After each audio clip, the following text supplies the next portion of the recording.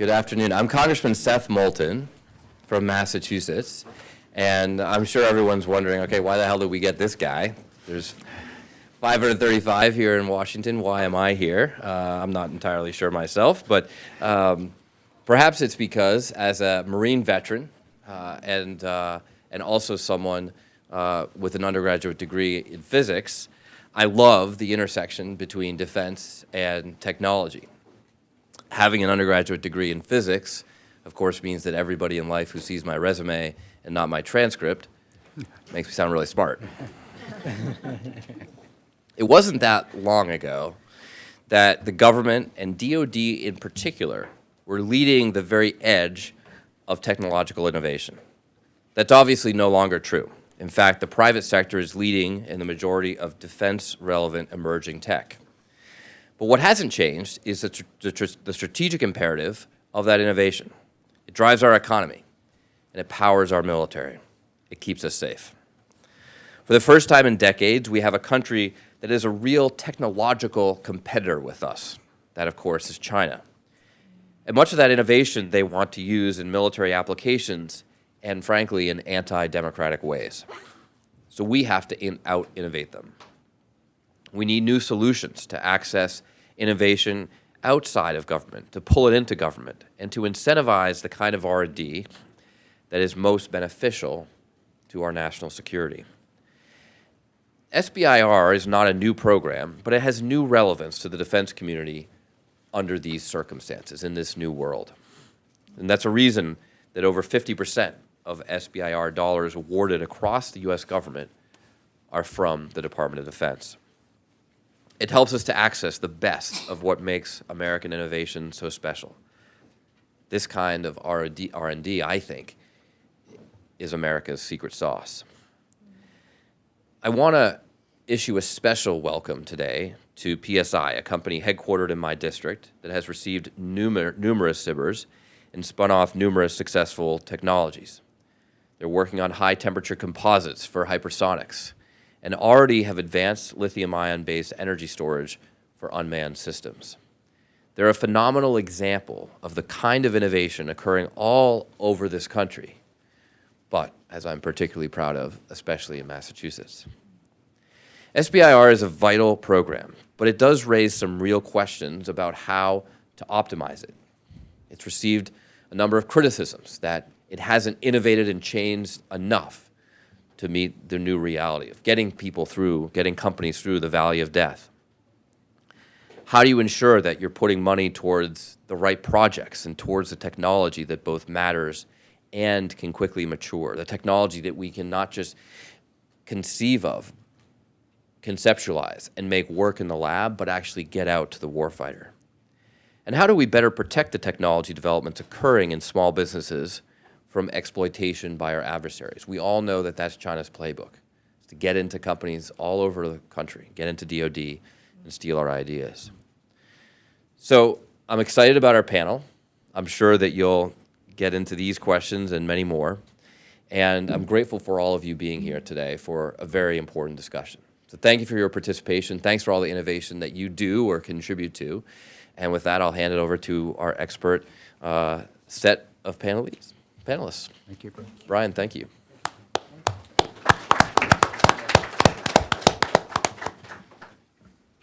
I think Congressman Moulton is being a little modest. He's also one of the leading members of Congress in ensuring that the Department of Defense has all the tools to innovate as much as possible. And that means with companies across the land, not just big companies, but small companies, the most innovative players. So thanks, Congressman, for joining us today and kicking us off. I'm Bryan Bender, Vice President for Communications Strategy at SMI. And we are pleased to have such a great panel here today to kind of walk through not just what is the Small Business Innovation Research Program, but also what it's accrued over many, many years and kind of where it's going. I'll make some brief introductions before I give a sort of quick overview of the program. At the far left, Bill Marinelli is President and CEO of Physical Sciences Incorporated, PSI, as the Congressman mentioned, from Massachusetts. Bill is, has a PhD in, I think it's physical chemistry, Correct. And has been researching for years in a host of different areas, but I think it's fair to say one of his specialties is imaging systems, detection systems, particularly for nuclear, radiological, biological, chemical weapons, which, as we all know, is a very critical piece of our security fence. Next up is Chris Hemmelgarn. Hemmelgarn, sorry, Chris. That's okay. Chris is president of Cornerstone Research Group, which is based in Miamisville, Ohio. Chris, I believe you have a background as an aerospace engineer, That's correct. and your company has been involved in the SBIR program, I think, for at least 2 decades, maybe more, and you've been there for much of that time, so we're very interested to hear your perspective on how the program has evolved, changed, and like I said, where it needs to go. And then last but not least, Dr. Maryann Feldman is a professor of public policy and management at Arizona State University. I think it's also fair to say, Maryann, that you're probably, if not the leading academic, one of the leading academics in the country who's really looked at the SBIR program and its outcomes. For a number of years now, she's headed studies at the National Academies of Sciences, looking at SBIR at the Department of Energy, at the National Institutes of Health, at the National Science Foundation, and is currently leading a couple studies on SBIR and the Department of Defense, and separately NASA. So, I think to start things off, I'm just going to sort of do the quick and dirty, what is SBIR, why is it, where does it come from? Because I think that's kind of important for some of us to get our bearings. So SBIR, again, it's a small business innovation research program, was started in 1982.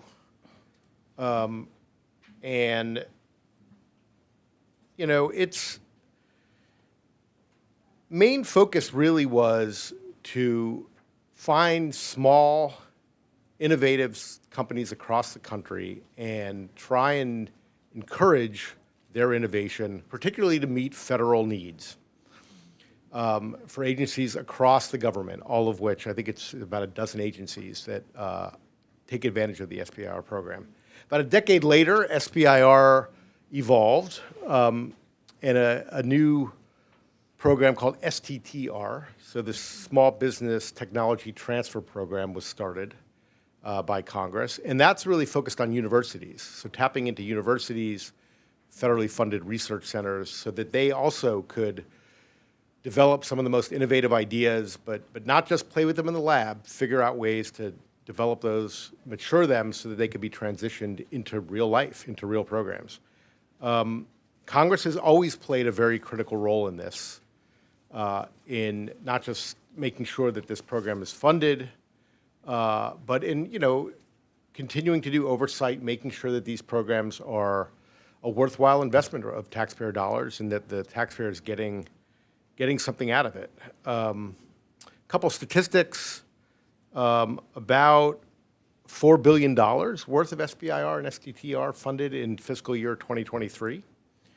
$70 billion over the life of the program over the past 40 years, so not insignificant at all. I mean, I think a lot of people think of SBIR as a small, little, tiny thing, but if you look at it from a macro perspective, it's been a huge investment of the federal government over a couple generations, and we're going to talk today about sort of why that investment has been important.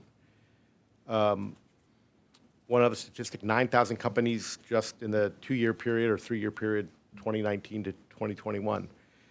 So the role of Congress, where does Congress come in? Congress has played an active role in the program ever since its beginning. Couple things up there just that we listed on some of the concerns. I mean, obviously it's Congress, so are we spreading this money around the country equally or fairly? Are some geographic regions benefiting more than others? And we'll get a little more into that, I think, in the conversation. Congress has also reauthorized the program a number of times over the years, usually between 3 to 5 years. Most recently, it was 2022 when it was reauthorized for 3 years, so it's just around the corner that the program needs to be reauthorized again. A couple other things I'll highlight before we get going. Let me go back there. I think the last reauthorization, as the congressman alluded to, engendered some debate over, are we doing this as effectively as we can? Are there improvements that could be made to the program? And Congress, mandated some new requirements for oversight, some new metrics, particularly for companies that have gotten, multiple awards over many years, making sure that money is well invested and that it's leading to real products and real systems that are benefiting national security and public health and energy and the whole host of areas where SBIR is so important. I mentioned that Dr. Feldman is heading this National Academies of Sciences study on DoD and NASA. I mean, that's also part of the congressional oversight process, taking a deeper look at these programs and not just how they've succeeded, but again, how can we sort of refuel them, as the Congressman mentioned, to compete with China, to compete with other countries that are very much trying to out-innovate us.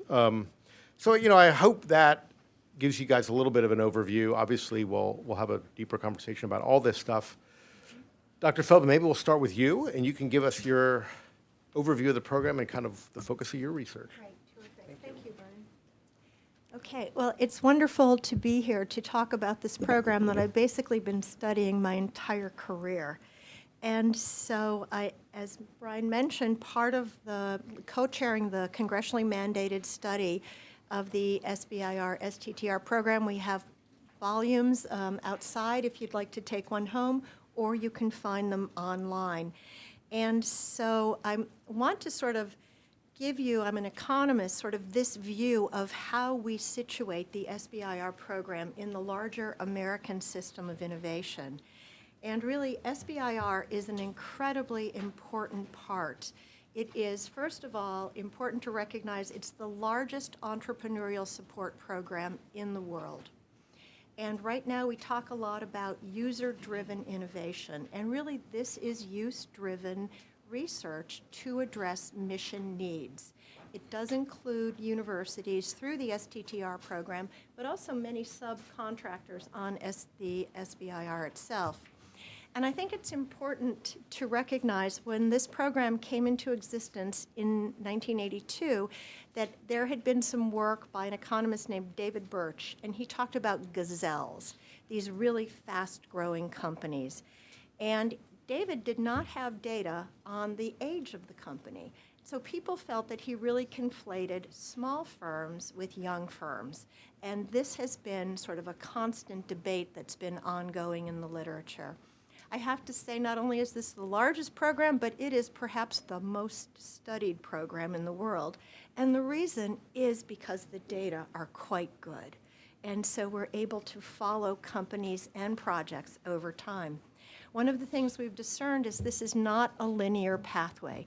People talk about phase 1, phase 2, phase 3. If only it were that easy.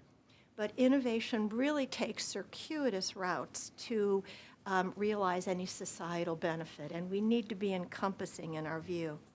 Now, to me, it's always unfortunate that a lot of the early academic studies really looked at the SBIR program as addressing this valley of death and being the funding that was available before venture capital. So this program has been reframed as America's seed fund, but I think that that is too narrow a focus. So Bryan gave us the 4 goals, and it's really important that this program address the mission agency objectives.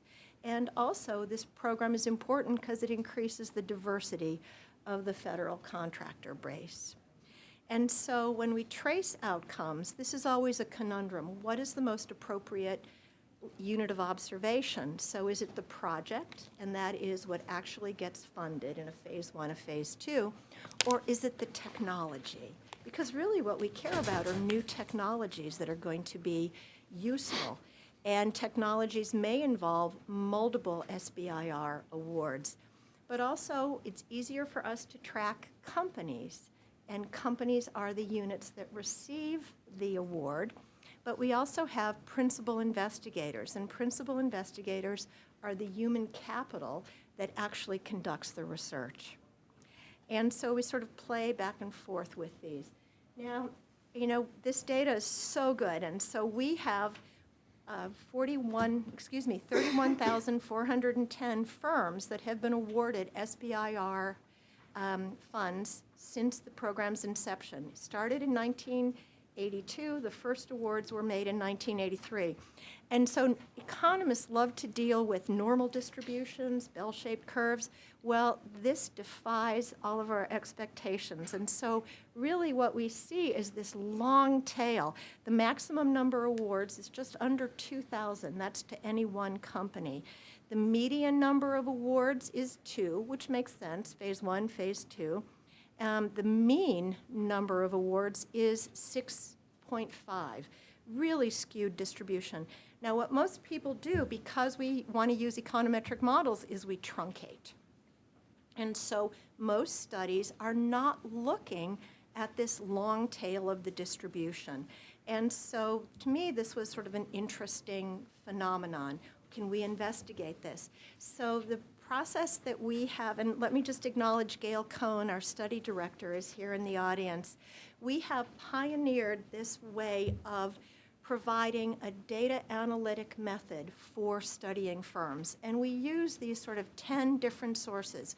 We are triangulating, we're looking for inconsistencies, we match on Dunn's numbers, we do alpha matching on names, states, trying to sort of really get this full picture of all of the company touch points. And we're similarly doing this for PIs. But it occurred to me as I was teaching a course that I could look at this with my students. So we wrote a paper called The Tail of the Distribution.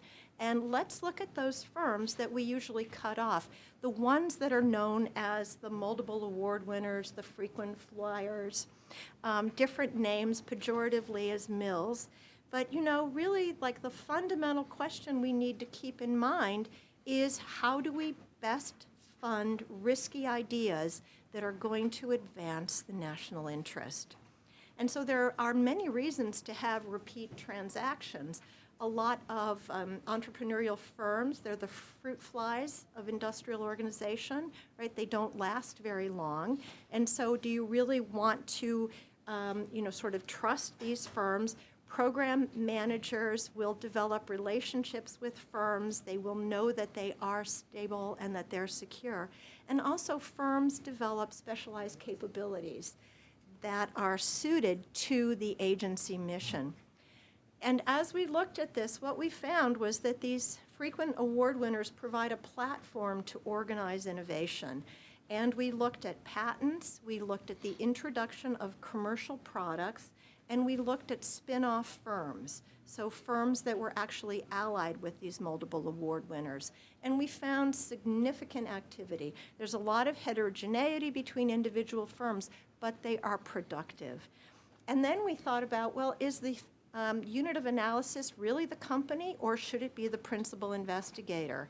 And so many of the principal investigators, and we tracked people on LinkedIn, we found out that they went on to start companies and then to work for other companies or to work for government, having very fruitful careers after their employment at a multiple award winner. And there's a wonderful book on Bell Labs, which was an entity that was called the Idea Factory. And it was really a way of organizing innovation. It went away for a lot of different reasons, but Garton has a wonderful book called The Idea Factory. And it occurred to me that these organizations were really a way to organize innovative and creative activity, similar to Bell Labs at the time. I also want to show you, because I'm very interested in the geography of innovation, and as we think about this as a seed fund, this is really showing us the distribution of VC investment versus SBIR investment. Maps are not so good, so then we look at a chart. And what we realize is that California alone got, sort of about a third of all the venture capital funding that was this is a 10-year period. And in fact, California, Massachusetts, and New York dominate. And again, like this distribution is interesting because everyone else is clumped at the origin. So then if we look at it this way, what we can see when we take out those outliers again is that the SBIR is more geographically distributed, that firms who are in states that don't get venture capital attention are more likely to get SBIR funding, and that SBIR has a larger presence in places where venture capitalists never go. And so really our consensus is that this SBIR, STTR program is fulfilling its mission and contributes to U.S. technological leadership. And so we are now working on looking at DoD and NASA, so please stay tuned. And I appreciate any comments and suggestions you might have. Thank you. Thank you, Maryann. And I think next up, is Bill Marinelli, PSI.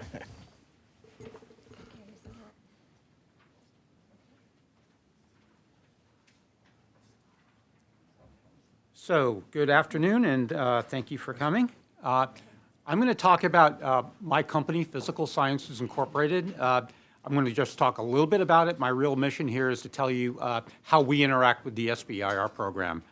So, we focus on the mission agencies of the U.S. government, the Department of Defense and Homeland Security. If you look at the pie chart on the right, you'll see we're largely represented across all the agencies of DoD as well as DHS. We're an employee-owned company, almost 50 years old. Are 50 years old at this point, about 275 employees. And we work primarily with U.S. government agencies, but also, and more importantly, with their prime contractors. That's where a lot of our technology winds up. And we would be characterized as an experienced or multi-award winner under the program. In fact, we are way out on the tail of the distribution that Maryann talked about. Through the process of SBIRs and a lot of the other funding, we've been developing a lot of capabilities, and that's one of the keys to being a large multi-award winner in the program. In the photographs you see here, you see our Andover headquarters, which is really our incubator space, chemistry, physics labs, our headquarters. But then as our technology matures, we tend to develop more specialized capabilities. So on the left, you see a production facility where we're making ceramic matrix composite materials for hypersonic systems. We have a battery fab in that same facility. On the right, we have something that's even more unique for companies like ours. We make energetic materials, advanced energetic materials to compete with new materials coming out of China, as well as advanced rocket technology. You don't get to build these facilities until you get to a scale like this under the SBIR program. So really what I'm going to do now is talk about how the Department of Defense we work with and how they look at the SBIR program, and that's on my next chart. So crossing the Valley of Death, Representative Moulton spoke a little bit about that. Let me tell you a little bit more about it and then how we interact with it. So if you look at this chart, it's the typical way that DoD represents its technology development process. It's called the DoD 5000 process. On the left, basically, is the domain of technology development, university funding, advanced technology development, applied research, and that's really the domain of technology push. On the right is the acquisition organization. So that tends to be the services, getting technology and capability to the warfighter, and primarily their prime contractors. And in between lies the Valley of Death, the so-called Valley of Death. We take our mission as bridging the Valley of Death. So we have a staff that's able to, it comes out of the universities, we're able to talk to the professors, the students. Many of our staff start to work with their professors when they first come out of school. But we also have the capability to talk on the acquisition side and work with the prime contractors. This chart actually comes from General Reeves, who used to run the Joint Program Office for Chem Biodefense. And his question at the meeting I went to was, why is it so hard? And he lists his reason down there: multiple organizations, the risk of moving technology across the Valley of Death, the not invented here syndrome. Everyone has their own favorite contractors on either side of the valley. And the budget process, which never aligns very well with technology development process. As an organization, then, we have to respond to that. We have to be able to talk to either side, basically, of the Valley of Death. So we don't get to be just technologists, right? We have to deal with universities, we have to work with other small businesses, we have to work with government agencies, and more importantly, we have to work with their prime contractors, because that's where the technology is really going. We do technology development, but we also have to be product engineers. We have to understand how to do manufacturing, because that's what our product is going to be. most of the technologies that we start out with, they don't have requirements. Requirements come from the acquisition side, and in many cases, the acquisition side doesn't even know about your technology yet. So we have to develop our own capabilities development documents, our own key performance parameters as we basically define these technologies and understand how they might be used. We have to work on classified programs, which is not the domain of universities. And we have to have information security capabilities that are really the anathema of a university environment. We have quality systems that we need to have to work with prime contractors and to show that we can be a valued supplier to them. And we have to have the production facilities around that. And finally, we have to be mindful of the fact that we're working in controlled technology, which means we have to deal with export, not just in our products that move overseas, but in the personnel who actually work in our facilities. So we have to be very careful of our staffing. And all of this, not necessarily by design, but de facto, is what the DoD expects to happen if you're working on SBIRs. That has become the mechanism for technology development if you're a small company in the United States. And that's the environment in which we work. So I want to talk about it. Maryann talked about SBIR as venture capital. What I wanted to do was draw a little bit of contrast between the venture funding world and the DoD S&T world. And probably the primary contrast I want to point out is the difference in motivation. So if you're a venture capitalist, you're seeking a monetary return on investment. You're willing to accept risk. And in turn, for having a product to the end has a high margin. That's going to be how you get your return on investment for the risk you're taking. In contrast, the Department of Defense and the mission agencies are looking for a capability return on investment. They need something for the warfighter that they can't find in the open marketplace. So DoD will take the risk, but in return, they accept the product at the lowest price. And they do it on two completely different timescales. Typical venture capital world operates on about a 5 to 7 year return on investment. Department of Defense, often tied to large platforms they're developing, is a decade or more.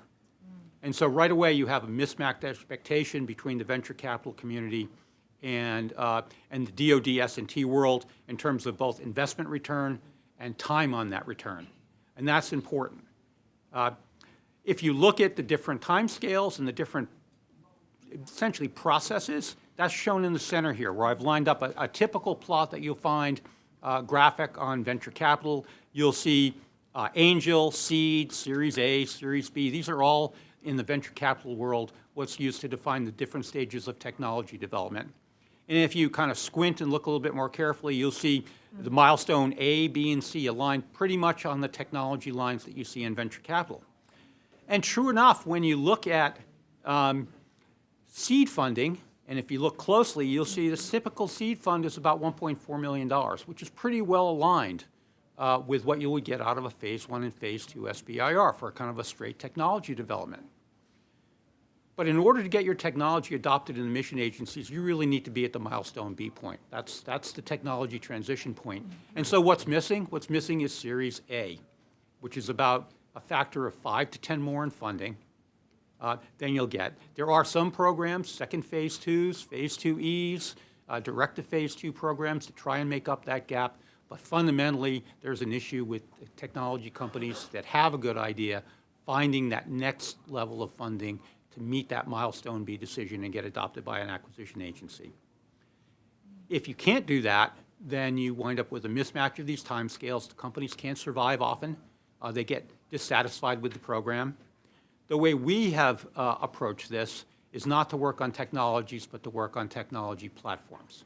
And so a technology platform is basically a series of technologies that you group together, that you mature using multiple SBIR awards, each time bringing it up a step in maturity, but also accessing different types of applications with that technology until you find one that matches both in time, in customer interest, and in capability.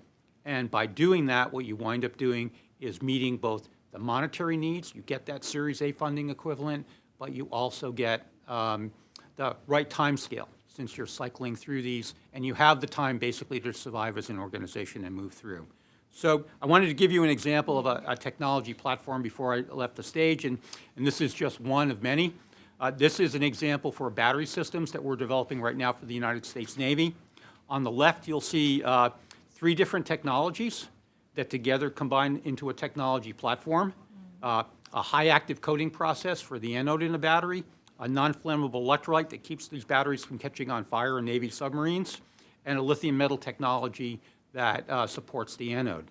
If you notice closely, these technologies were funded by 5 different agencies of the U.S. government across multiple different programs, and this is how you keep the technology platform moving. What we're able to do is find a specific customer, in this case an unmanned aerial vehicle customer, and build a specialty battery for that customer that improved the life of the mission by 70%. So we were able to increase the lifetime, the flying time, or the cargo capacity of that UAV. And we're able to show that we would build those batteries in specific conformations for various DoD customers. We wound up building a small battery manufacturing plant in order to meet the immediate needs of the customer. And as soon as we did, they started to come. So Raytheon came with the Barracuda mine neutralization system for the Navy. General Dynamics came with another program called Hammerhead.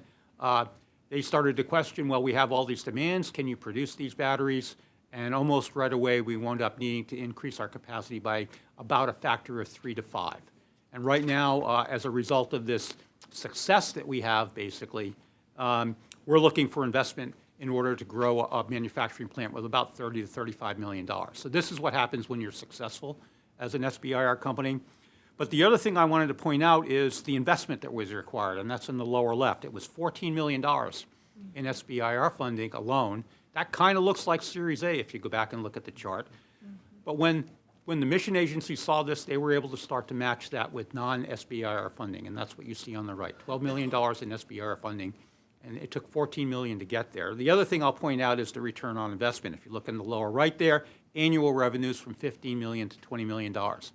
That's not the type of revenues or profits that's going to attract venture capital. Okay? No one's going to invest $14 million to get $15 million in revenue. And that's why you need things like the SBIR program. That's why you need direct investment in S&T for the government, because you're not buying you're not developing high margin products that venture capital is going to be invested in.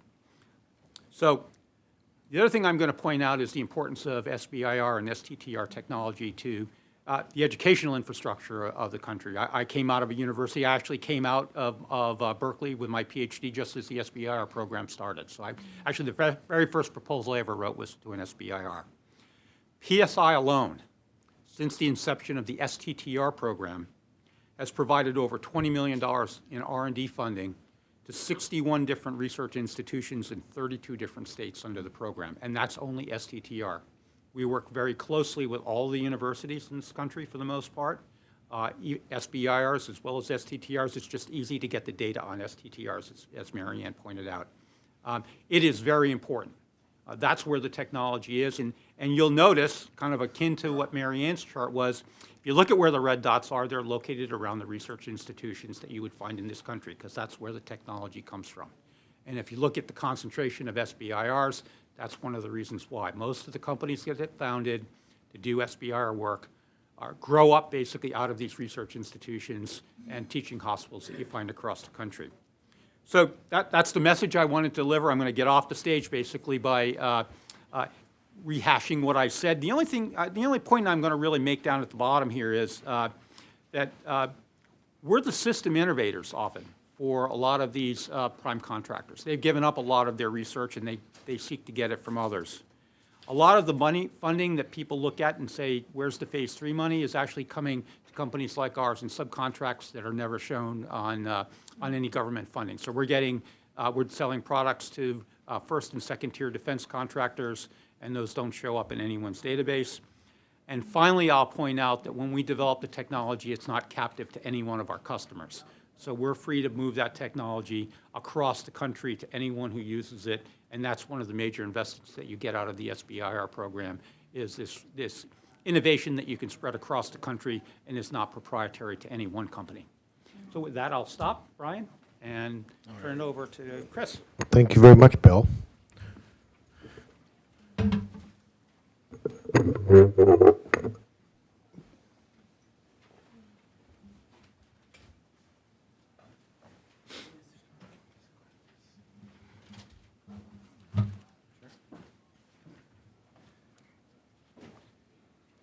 All right, well, thank you for attending, everyone. Today, we're going to talk a little bit about Cornerstone Research Group, a defense contractor, small business defense contractor that was founded in 1997 by Dr. Patrick Hood. We're located in Dayton, Ohio, just down the road from Wright Pat Air Force Base.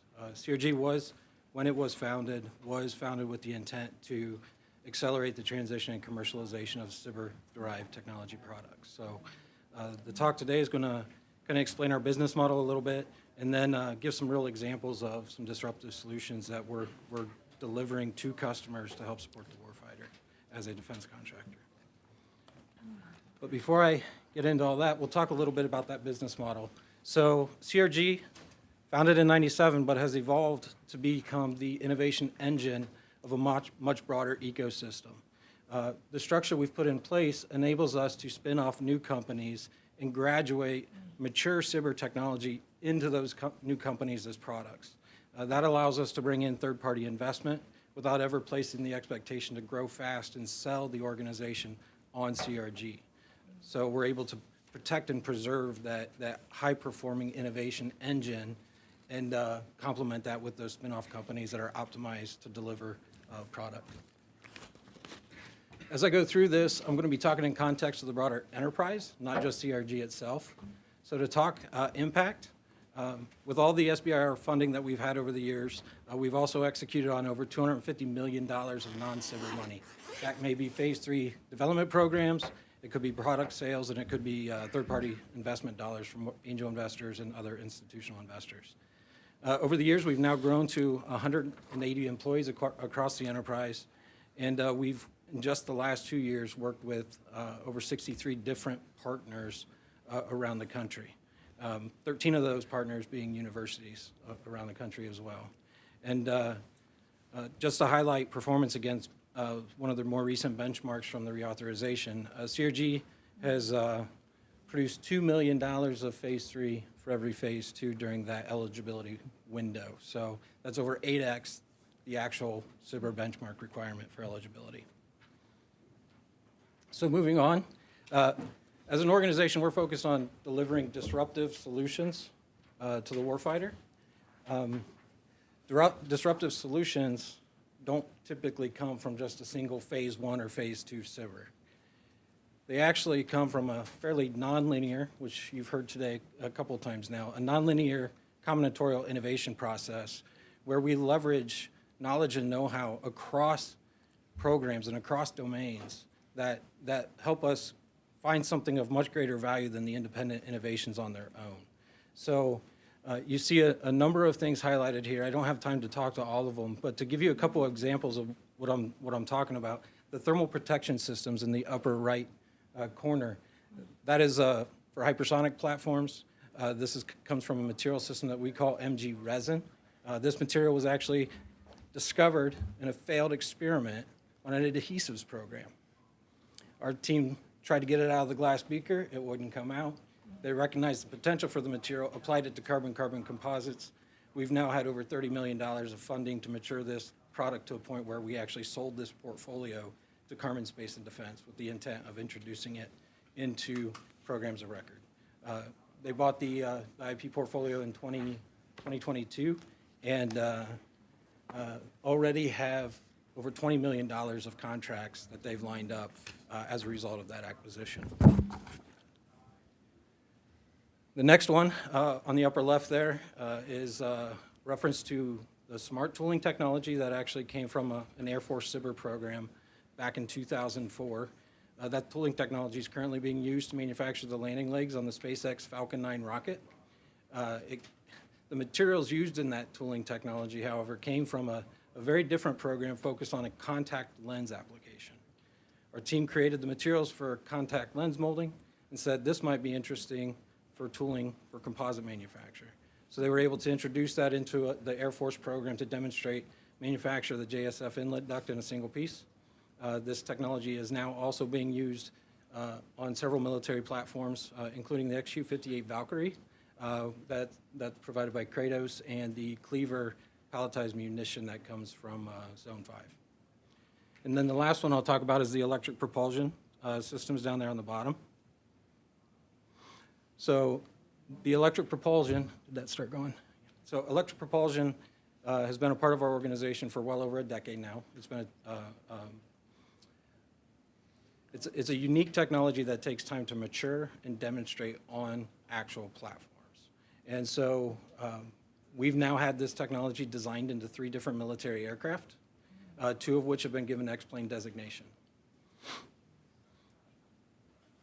So this is a technology that actually came from a very different SBIR program with the Navy, actually the Office of Naval Research, where we were trying to design quiet HVAC cooling fans for Navy shipboard applications. So the results of that work created the opportunity for us to modify the code that we developed to design these propulsion systems. So as you can see, CRGs focus on delivering real hardware for critical areas for our national defense. And without multiple SBIR awards, none of these would have been possible. So in summary, we are a defense contractor. We are committed to serving the warfighter. And our business model has been designed specifically to optimize our ability to innovate, independent of our ability to transition and commercialize SBIR-derived technology by spinning out dual-use businesses. We do focus on disruptive solutions, and to do that, we do need to maintain a very broad portfolio of research and knowledge and know-how. So we tend to run many programs at any given point in time, and we're constantly leveraging the knowledge and know-how gained across those programs and across those domains. As I mentioned on the previous slide, many of the things you saw would not exist if it weren't for multiple SBIRs. So there's a lot of solutions out there right now being used by our military that would not exist if it weren't for multiple SBIR award organizations. And then in closing, it's important to also note how different government agencies use the SBIR program. For the Department of Defense specifically, it's vital to helping sustain a small business industrial base with very, very unique capabilities that most small businesses don't have and can't afford to meet the needs of their mission. So with that, I thank you for your time and look forward to answering questions.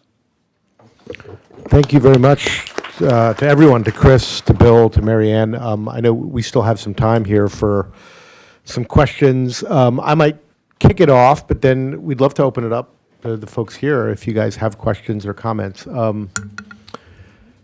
One theme that I think has emerged from all of you is this notion that to grade SBIR, STTR, has it worked?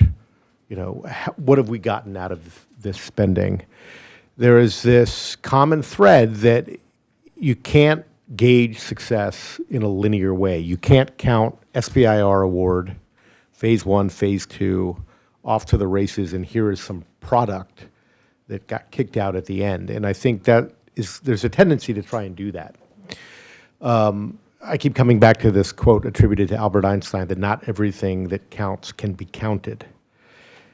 Talk, if you can, and maybe we can start with you, Bill, at the end, but this notion that gauging success of SBIR really is, in some ways, very difficult, because a lot of these technologies get inserted into multiple agencies, into multiple programs in multiple ways, and it's very difficult to track what came out the other end. And it doesn't mean that it didn't come out the other end. So, is this active? Yeah, it is. So, you know, there's kind of the hard side of this, which is count dollars, and then there's the soft side of this, which is to count all of the support that you provide to STEM education in the country. So on the dollar side, I think I mentioned in my talk, you know, we do see a lot of government dollars. Some of it's on the product side, but again, if you're building technology to go into defense platforms, you're probably not the recipient of the dominant amount of money here. So just to give you a sense of the Hammerhead program that I spoke about in my charts that we're developing the energy system for, that's palmed for about $275 million. We'll probably be lucky if we see 10% of that in terms of the energy system that we supply, but we are the enabling technology in terms of having an enduring mission for that entire program. So there's one example of how a small company can come in with an enabling technology and essentially enable an entire mission at, the ACAT 3-level type program. So that's probably an important example. You could always wave your hand and say, yeah, it's classified, and there are certainly classified areas that we support as a company. But then there's the STEM side. I mentioned how much money gets sent out to the educational institutions. When I was a graduate student, one of my projects was supported by the Air Force Research Lab even before there was an SBIR program. And it was an important part of my career. We continue to support a lot of university research labs. One of our key programs, technology platforms, we operate through labs at the University of Texas, Austin, and at University of Illinois, Urbana-Champaign. Those are very close working relationships. And in Harvard, for instance, where we have a relationship, we actually have hired, I think it's 4 students I heard out of that lab since we started on that technology. So there's a strong emphasis on bringing that technology out and also on training the next generation of scientists. It took me half my career. I've been at PSI for almost 40 years. It took me half my career to understand how DoD developed technology. Actually, it wasn't until I met General Reeves and spent some time talking to him that I did. And I think it's important to help people if they want to get involved in this system to learn about it. And as I said, SBIR seems to be the mechanism for doing that. So I hope that answers your question, Bryan. It does. Chris, you alluded to multiple agencies providing SBIRs for common technologies. Talk a little bit about that. I mean, the sort of cross-pollination. I think that's less understood, too, that it's oftentimes these technologies get matured over a number of years and transition because multiple agencies saw a need for it or invested in it in some way to help get it across the valley of death. Yeah, that's correct. Yeah, one of the things we found over the years is many a times when you start the process of a SBIR program, you may not always have a good idea where it's going to end up. And once you start engaging not just the research labs, but the user community to understand their needs and pull them into the conversation early, you begin to understand what's really needed, how do you make that outcome relevant to the need. And what that means is you might be running a program with the Air Force and we go talk to SOCOM. They say we need this capability, but it's different than that. And so we've had programs where other agencies will add money to the program so that we could tailor the solutions to their specific needs. Why don't we try to go to the audience? Does anybody have any questions, comments? Gentleman over there. If you could also maybe introduce yourself. Sure. So I'm William Murray, American Euclid Society Fellow for Senator Martin Heinrich's office. I just have a question on, I guess, the requirements to get into an SBIR award. Is there an age or company size type requirement? I'm wondering if we could direct people in our state to say, hey, you should try starting a business and applying for this from the get-go with no previous history. Is that a valid thing to do? Maryann, you want to take a crack at that? Yes, absolutely. And so it's a good question, right? And some of this is the confusion between small versus young firms. So that a small firm is defined by the SBA as having less than 500 employees.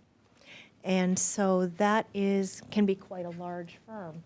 And there is also a revenue limit. But the idea of, sort of using the SBIR program as a way to encourage entrepreneurship. And there are supporting programs, the I-Corps program, which then teaches entrepreneurship, teaches people how to scale. I mean, I'm a great believer that entrepreneurship is a way of democratizing prosperity and getting more people to participate. As I showed you, the limited availability of venture capital makes it difficult for people to get funding, but SBIR and government procurement provide a way to get started. So, Bryan, could I address that as well? Please. Sure. So one of the issues with the last reauthorization of the SBIR program was a number of awards going to what is often called underserved states. And we looked at that. I've actually been talking to people the last 2 days basically about that. And when we looked at the underserved states, what we found was that For the most part, states that are underserved are writing fewer proposals. When they're writing the proposals, they're actually winning them, but they're writing fewer per capita than in the states that you are represented perhaps in the multi-award winners. We also looked at where states have improved their proposal submissions, and one of the things we found is strong state support programs that help these companies get into the program have done a remarkable job of improving their ability to win these awards. And so one of the things we've been advocating this week as we've been talking to people is increasing those type of state support programs, but also establishing mentoring relationships between companies like ours that understand the system, but still haven't developed that much of a bureaucracy so that we can still talk to the universities and talk to the defense primes at the same time. And so I would suggest that everyone consider that type of a mentoring type relationship, whether it comes from the state or companies, to help grow SBIR firms and entrepreneurial firms in the states. And the state programs are incredibly effective, but another limitation of the SBIR program is that it is a sort of, some people considered a tax on the R&D budget, right? 3.5% goes to the program. There are no administrative funds allocated for outreach, for educating people about the program and bringing in new people to apply, people who have not applied previously. And so that kind of legislative change could go really far in increasing the impact of the program. Anybody else in the audience? I'd like to get your take maybe on this notion. Bill, you mentioned the reauthorization in 2022. One of the debates or criticisms really was that when it comes to multiple award winners, maybe we should consider some provision where you would graduate out of the program at some point, or you would limit the amount of awards going to particular companies. Maybe you can all address this, but I'm curious, what would be the impact of that? In other words, as I think we've heard a couple of different ways today, some of these multi-award winners are doing things, investing in facilities, production capacity, testing facilities that, particularly for a mission-focused agency like DoD, there's not a lot of players in the country that are going to do this. They're there to develop what are very discrete technologies, projects, programs that don't have much of a commercial value. So maybe, Maryann, you could start, but if you limited the number of awards on a program that is supposed to be merit-based, or you force companies to say, at some point, we've had enough of these SBIR awards, we got to move on. What would be the downside of that? I think there's a very significant downside, and I don't understand the preoccupation with multiple awards, because if you think that the concern should be providing a diverse portfolio of technologies, well, then you ought to look at that as your objective. And with a merit-based award system, there is peer review. And so I think that there should be latitude in making these awards. Now, the other thing we realize about companies, when you study companies, is if you tell someone you can only get a limited number of awards, they're going to stop that company and form a new company. Yes. Right? And so then we're going to get, maybe an uptake in entrepreneurship, but is there really lasting, enduring value being created? And so I think that if you limit the number of awards, you're creating perverse incentives for people to then move around and start multiple companies. And so this, entrepreneurship is difficult, and I think that it's a matter of supporting firms and then really thinking about what is our objective. And so, if the objective is securing the national defense, well, then we want to have trusted companies applying. That's right. Chris, do you want to address that? I'd chime in. Yeah, ultimately limiting the number of awards for any company would tend to reduce the value that the government receives for its investments. With innovation being somewhat of a nonlinear process, and needing that knowledge base to leverage across domains and whatnot, the value and the quality of the innovation that would come out of the SBIR program would decline. So another reauthorization question. There were some new provisions the last time around that levied sort of some new metrics on success, particularly for multi-award winners. I'm curious, from Bill and Chris's perspective, I mean, how has that played out?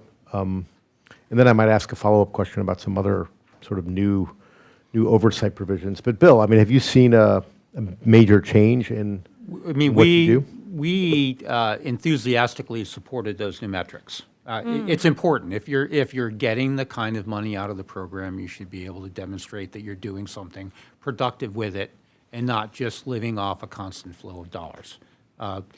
We met all of those metrics. If people believe in them, then they should just stay as they are. I don't think they ought to be used as a gate where you continuously raise that until you eliminate companies from the program. But we enthusiastically supported them, and my understanding is that many of the companies who were in the same position as ours were able to meet those guidelines. I don't have that statistically, but just from word of mouth talking around to folks, that's my understanding. Chris? Yeah, we as an organization supported the metrics as well. It's important to hold the companies receiving money from the government accountable to delivering real value to the government. And if you're not performing, you shouldn't be receiving those resources. The couple things in regards to the metrics, the $250,000 per phase to award over a 10-year window. One of the things that we've seen with that is some of the tech, like I mentioned, our electric propulsion technology, it's taken well over 10 years to mature and demonstrate on flight systems before it can even be fielded.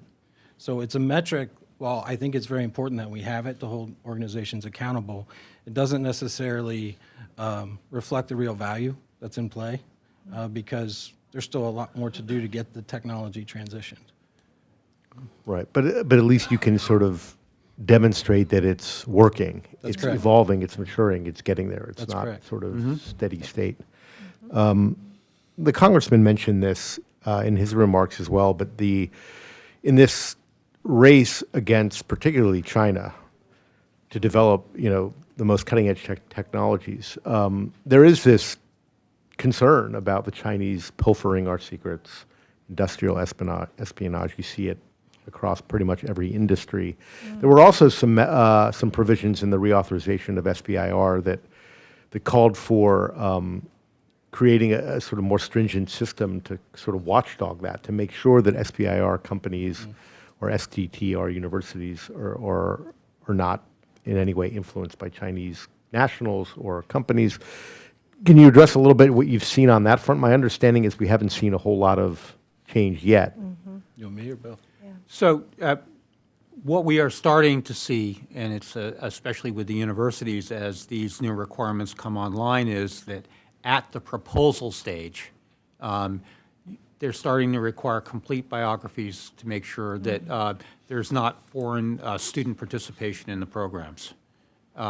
If you look at the success rate for SBIR awards in this country right now, on average, it's about 16%, which means only about 1 in 6 proposals that get sent in get funded, yet 6 out of those 6 need to go through complete biographies before those proposals can get submitted. That's not a terrible burden for a company like ours, where we run a secure facility, so we know who we are to begin with, but it's a much harder burden on the universities to have to do that. One of the things that we're trying to see is, well, maybe we can be the filter as a company under the SBTR program. We can hold some of the information to ourselves and only tell the university, if you do these couple of things, that you can be successful. They don't need to know what the application side looked like. But I think one of the issues that happened back in the 2012 reauthorization was a lot more paperwork that was involved in submitting these proposals, and it led to a decrease in the number of proposal submissions, especially university-related proposals. Well, I think we're just about out of time. I want to thank first our panel for joining us today, everyone who's made some time out of their day. We do have the room till 2 o'clock, so if anyone wants to stick around and have any side chats, please feel free to